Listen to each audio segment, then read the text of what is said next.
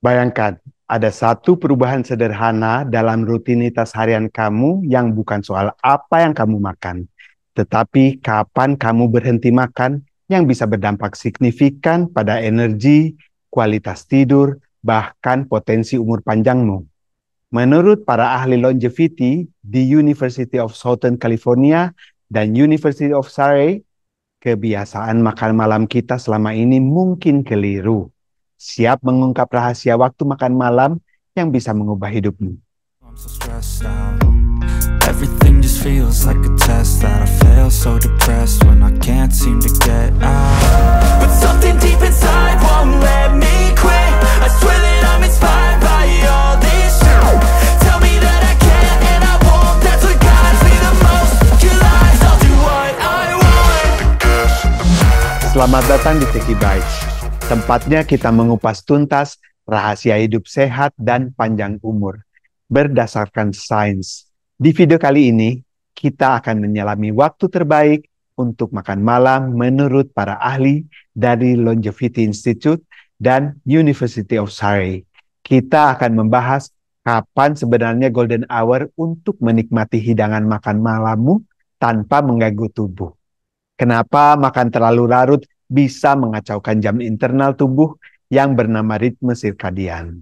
Dan bagaimana kamu bisa mengatur jadwal makan yang realistis, bahkan jika hari-harimu super sibuk. Jadi jangan lewatkan strategi smart di akhir video kamu yang seringkali baru bisa makan agak-agak larut gitu.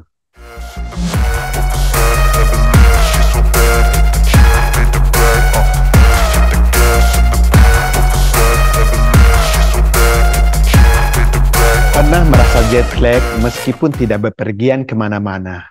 Itu mungkin efek dari ritme sirkadianmu yang terganggu.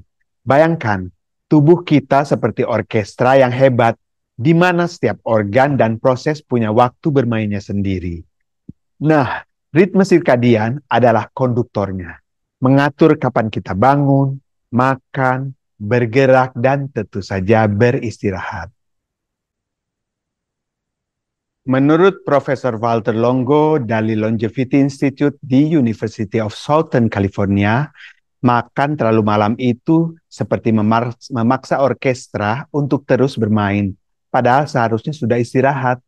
Penelitiannya menunjukkan bahwa menyelesaikan asupan makanan setidaknya 3 jam sebelum tidur adalah kunci untuk menjaga harmoni internal ini. Jika kamu tidur jam 11 malam, idealnya pukul 8 malam, dapur sudah tutup. Kenapa ini penting? Karena saat kita makan larut, tubuh menerima sinyal bahwa kita masih aktif. Ini mengganggu pelepasan hormon tidur seperti melatonin dan membuat sistem pencernaan terus bekerja keras alih-alih fokus pada pemulihan. Ibaratnya, kamu menyuruh mesin cuci bekerja saat seharusnya sedang mode standby. Efeknya, tidur jadi tidak nyenyak.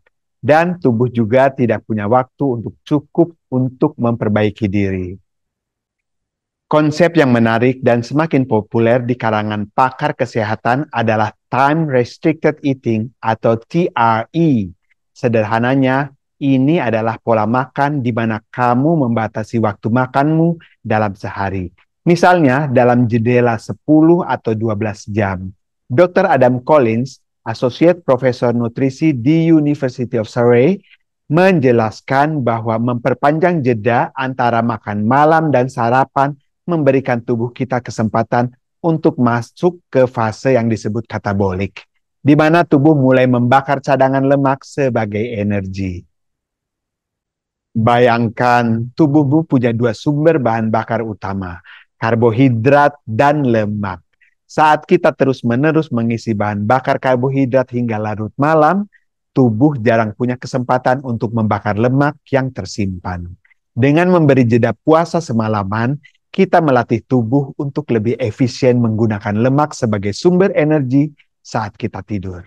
Dan hasilnya, potensi berat badan yang lebih stabil, metabolisme yang lebih sehat, dan bahkan risiko penyakit kronis yang lebih rendah.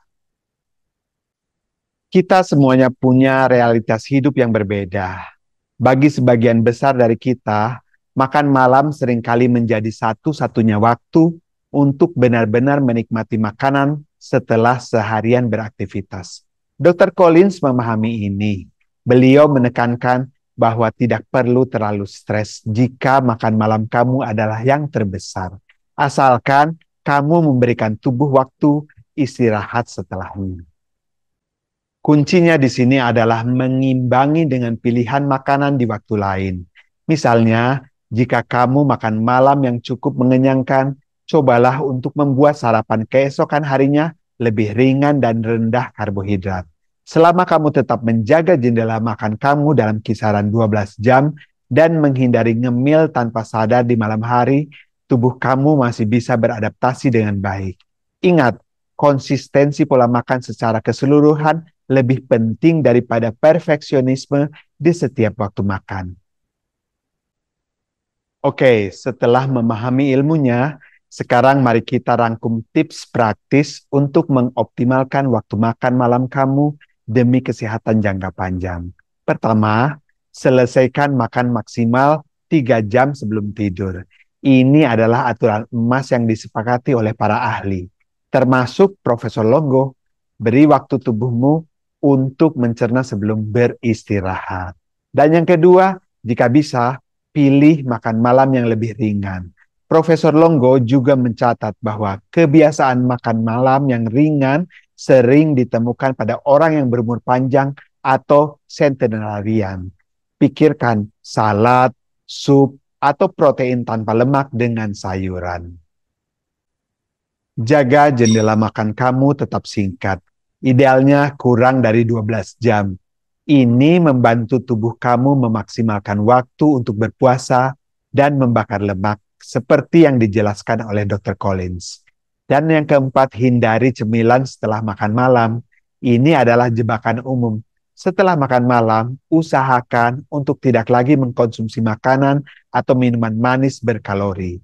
Jika lapar, coba minum air putih atau teh herbal tanpa gula. Kamu meriset jam puasa kamu setiap kali kamu makan. Dan yang kelima, yang terakhir, dengarkan tubuhmu. Seperti yang ditekankan oleh Profesor Longo, jika kamu tidur nyenyak, kadar kolesterol dan tekanan darah kamu baik. Kamu mungkin tidak perlu perubahan drastis.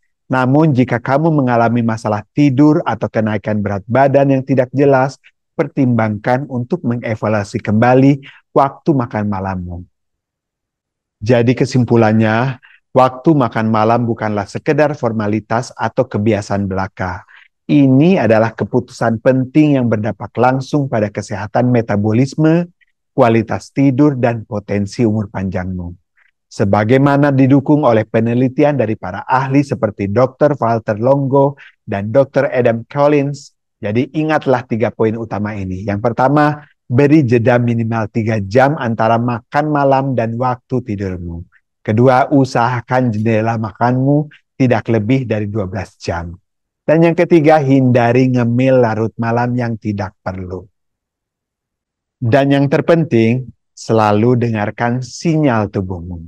Jika kamu merasa baik dengan pola makanmu saat ini, pertahankan. Namun jangan ragu untuk menyesuaikannya jika kamu merasakan manfaat dari perubahan waktu makan malam.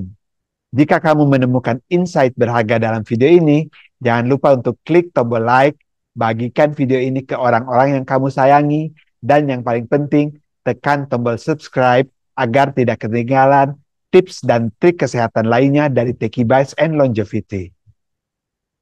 Hidup sehat dan panjang umur itu bukan hanya tentang pil ajaib atau diet ekstrem, tapi seringkali dimulai dari keputusan sederhana dan cerdas, seperti jam seberapa kamu meletakkan garpu di malam hari. Sampai jumpa di video berikutnya. Rifki pamit, ciao.